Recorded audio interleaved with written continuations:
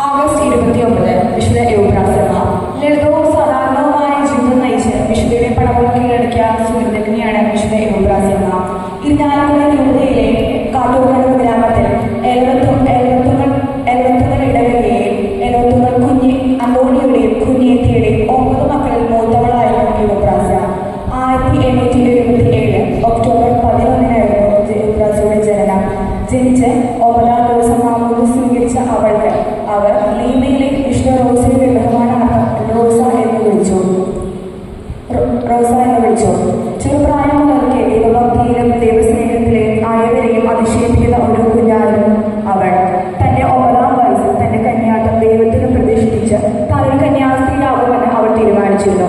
പക്ഷെ തന്റെ ഈ ഒരു തീരുമാനത്തെ തന്റെ പിതാവായ അന്തോണി കർശനമായി എതിർത്തു. റോസയെ കന്യാസ്ത്രീയാക്കാൻ വിടില്ലെന്നും അനുജത്തി കൊച്ചു തെരേസയെ വിടുമെന്നായിരുന്നു പിതാവിന്റെ വാശി. പക്ഷെ അത് നടന്നില്ല. അതിനോ കഴിയാതെ തന്നെ കൊച്ചു തെരേസ രോഗബാധകൾ മൂലം മരിച്ചു.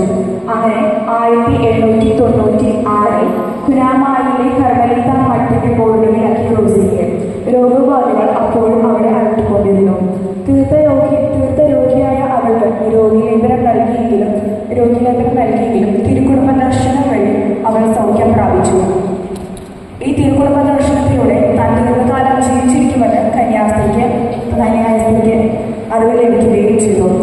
1897 മെയ് 10 തിരുവസ്ത്രം വിളിക്കുകയും ഈശോയുടെ ഹൃദയത്തിലെ യൂബ്രാസ എന്ന നാമം സ്വീകരിക്കുകയും ചെയ്തു. സ്വർഗ ആനന്ദങ്ങൾക്കൊപ്പം ഒത്തിരി ക്ലേശങ്ങളും ദുഃഖങ്ങളും അവൾക്കുണ്ടായി. 1897 ജനുവരി 10-ാം തീയതി അനുഗ്രഹീതമായ കർമ്മല തിരുവസ്ത്രം ലഭിക്കുകയും പ്രാർത്ഥിക്കുന്ന അമ്മ എന്ന അപരനാമം അവൾ സ്വീകരിക്കുകയും ചെയ്തു. ജീവിതത്തിൽ എന്ത് ചെറിയ സഹായം ലഭിക്കുമ്പോഴും മരിച്ചാലും നടക്കില്ലാട്ടോ എന്ന് പറഞ്ഞ് അവളുടെ നന്ദി എല്ലാവരോടും അവൾ അവതരിപ്പിച്ചു. 1952 ഓഗസ്റ്റ് 29 വരെ രോഗങ്ങളും പിന്നീട് വാർദ്ധക്യത്തിന്റെയും വേദന അവൾ അലട്ടിക്കൊണ്ടിരുന്നു. 1956 ഓഗസ്റ്റ് 29 അവൾ ശാന്തമായി കർത്താവിൽ നിദ്ര പ്രാപിച്ചു. അവരുടെ മരണശേഷമാണ് അവരുടെ പുണ്യം നാടെന്നും അറിഞ്ഞത്.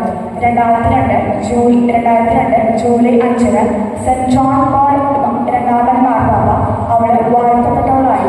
2006 ഡിസംബർ 3 ബെനഡിക്ട് 16-ാം മാർപ്പാപ്പ ധന്യപ്പെട്ടവളായി. 2013 നവംബർ 24 ഫ്രാൻസിസ് മാർപ്പാപ്പ വിശുദ്ധിയായി പ്രഖ്യാപിച്ചു. നമുക്കെല്ലാവർക്കും